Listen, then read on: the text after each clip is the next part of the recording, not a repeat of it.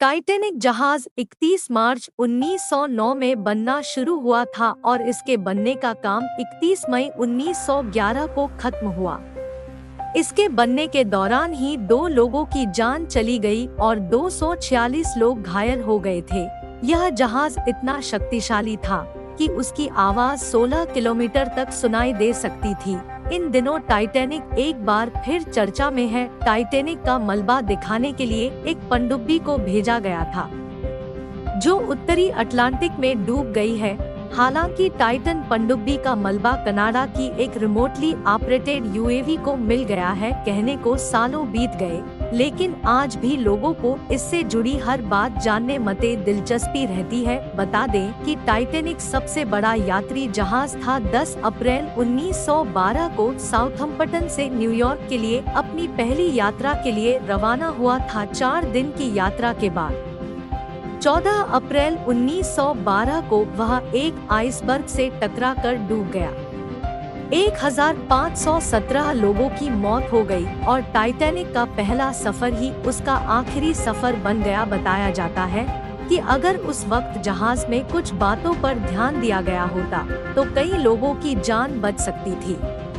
तो चलिए जानते हैं टाइटैनिक से जुड़ी कुछ ऐसी ही रहस्यमय और दिलचस्प बातों के बारे में। टाइटैनिक जहाज का डिजाइन कुछ इस तरह का था कि इस पर आराम से 64 लाइफ बोट लाई जा सकती थी, लेकिन इसे अनदेखा किया गया और सिर्फ 20 लाइफ बोट ही लाई गई। जल्दबाजी में लाइफ बोट को पूरा नहीं भरा गया। गिने चुने लोगों को ही इसमें बैठाकर ले जाया गया, जिस कारण कई लोग मौत का शिकार हुए। टाइटैनिक के दुर्घटनाग्रस्त होने से पहले आगे आइसबर्ग के होने की चेतावनी दी गई थी, लेकिन जहाज के सदस्यों से इसे नजरअंदाज कर दिया। पहले दिख जाता आइसबर्ग। कहते हैं कि आइसबर्ग दिखने पर ऑफिसर्स ने 30 सेकंड पहले इंजन को रिवर्स चलाने कर ऑर्डर दिया था, पर आइसबर्ग से बचने के लिए यह काफी नहीं था।